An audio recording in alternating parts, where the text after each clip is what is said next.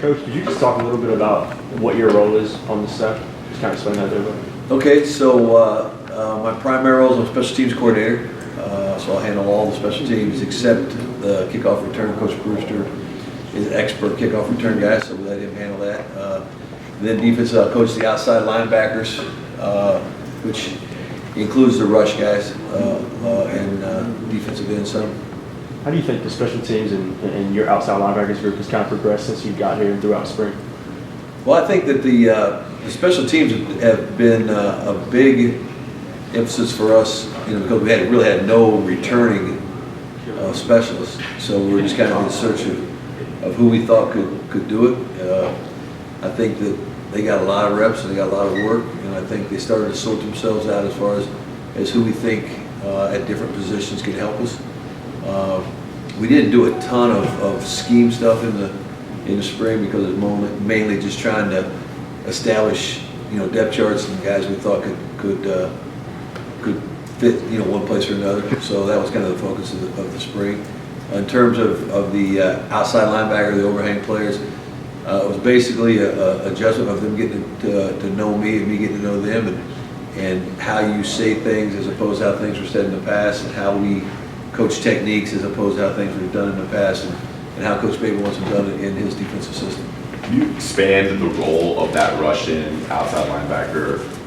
I'm a little confused. You have a lot of players that were defensive ends that are now listed as linebackers: Chris Collins, Jake Lawler. Guys like their Angeli Allocator, Tamon Fox. Yeah, that's a really good question, because that's the role that in the position that we have those guys. They're basically the hybrid defensive end, the guy who can rush the passer, the guy who can also be counted on to be in coverage sometimes. We would anticipate that to be more of a high school defensive end type kid we recruit, rather than a outside linebacker from a high school program that's basically an outside linebacker, nickel Sam type player. So the guys you mentioned, Chris and Jake and maybe Tyrone Hopper or Cater when they come back, those are bigger bodies that will primarily be rush players with drop responsibilities. Okay. Tamona's talked a lot about how he's not playing with a hand on the ground that much this spring. What is the challenge when you get a group of guys that are used to having their hand on the ground and suddenly they're going to be playing off the snap a lot without their hand on the ground? I think the biggest thing for us and for Tamon especially was his ability to play with low pad level without putting his hand on the ground. I think at his position, and if you look around college football, when you're playing against teams that are zone read teams, especially, the defensive end is more effective if doesn't have a hand on the ground. It's easier for him to see the mesh and to get himself in a proper body position. The days of the 4 down, hand on the ground, attack the line of scrimmage, inside run team, that's not what you see much anymore. So for Tamon to be able to be on his feet allows him to use his lateral quickness more effectively against bigger offensive linemen. So he's adjusted to it, but the biggest adjustment for all those guys was the ability to play with pad level from a 2-point stance. And so that's something we work on constantly, is making sure that they can play with pad level and still accomplish the goals that we have for them, from a position. How about the adjustment of having previously played more physically on every snap, having snaps where maybe they're not going to be physical at the point of attack because of what they have to read, and their responsibility may adjust, may change after the ball snap? Yeah, I think that's a misconception, to be honest with you. I think that we want our guys to be more physical than they've ever been. Just the defense that we're going to be playing is going to allow those guys, when they're in the run fit, to be more physical because they have less things to worry about. I always thought, when I was a defense coordinator, coaching that edge player who had to kind of, play the run and then also be able to play the quarterback, I thought that didn't allow that guy to be physical because he couldn't get caught up being physical and then react to an action. So we're saying, hey, you're not going to have to do both. You're going to either be a run defender and your response will be very clear. So you can be physical and strike and play on low pads and then react to anything else that you might see other than what we put in for that. So what you're saying is it's actually pre-snap, it's simpler for them. They know what they're going to be doing every snap. Yes, that edge player will not be in a situation where we tell him you have to defend this, but also watch out for that. And that's the whole the whole premise behind the zone read offense is putting defenders in tough downs. And that defensive end position was always the position that had the tough down, because he had to, squeeze with the offense and make sure he could take the wind back by the running back, but also react to a quarterback if he pulled it. Our guy will be more in line to one or the other, and rather than having to do both on the same snap. That makes sense? It does. Coach, what did you know about Jay Bateman before you got here, and what are your thoughts of 6 weeks of spring practice with him and what he wants to do with the defense? I've known Jay for a long time.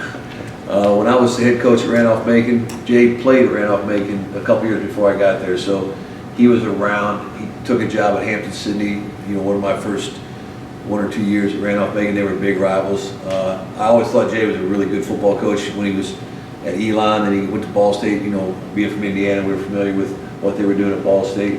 But really, when he got to Army, I started really keeping track of him, because I was out west and we played a couple of option teams a year, and I was always call Jay and say, hey, Jay, talk to me about how teams defend the option better. Because when you only see it once a year, that's a real pain. Jay got used to seeing it 3 times a year, so he'd give me some, without giving me the secrets of the option, because those option guys, they all have their their little secrets. But Jay would give me like, hey, have you thought about this? Hey, have you thought about that? And really was impressed with the things that Jay did at Army. I think what he's done at Army was just incredible. And I even went up there twice when I was at Arizona and at Nevada and visited with him at Army, just to watch his guys and try to get some things that would help me. So I'm excited to work with him. I think he's a really, really sharp young guy who does a great job game planning and put players in positions to be successful. And his big thing is to look complicated but not be. So you knew him pretty well before you took the job here. Is that a big reason why you came here? Was a connection to Mac? Or? I think that's the reason why I'm here, is because of Jay. Okay. I think Jay wanted somebody that he'd known for a while to be with him. And I think Coach Brown gave him an opportunity to say, hey, this guy's got a chance to help us in 2 areas, and if it hadn't been for Jay, I would be here for. Returner-wise, punt returner, kick returner, can you kind of break down the competition there and some players we should be aware of? Well, I think the number 1 guy is going to be Daz. Obviously, he's been there before. For both, or punt return? Well, we haven't really talked too much about kickoff return, but he's back on kickoff return along with Antonio. There's some other guys that we looked at. We didn't really do, as I said, we kind of in spring we kind of really focused on punt and punt return. And kickoff return kind of got put in the last week just to make sure we knew what we were doing. But Daz did a great job catching punts all year, so we anticipate that that will be our number 1 returner in punts, and we're still evaluating the kickoff return position. Got time for one more, guys? I guess kicker and punter, with your special teams, what's the competition like there? That sounds like a more important question. But It's been fierce. Competition's been fierce. We had 2 kickers, 3 punters, working all spring. We charted every single rep they took, every single kick, whether it was a live kick or whether it was a practice kick. And we have, with the kicking, we have probably 100 kicks for Noah and quite a few for Cooper Graham in the kickoff area. So we're just looking at those, and we'll evaluate their progress throughout spring, with where they are with the summer, with the guys we have coming in, depending on who that ends up being. So there's going to be a very lively kickoff and punt discussion and competition all the way into fall camp, and we may not know who those 2 guys are until a week before the South Carolina game. who are the punters, the names that are competing? Well, I don't know if I can mention the recruits' names or not, but the guys who signed. Who's here? Yeah, the guys who are here. The guys who are here. Mass Pacella, he kind of came out of spring as the leader. So he's one of the guys we're gonna probably take a look at first and compete him with the guys who show up this summer. They've signed, you can speak about. Yeah. Yeah, the punter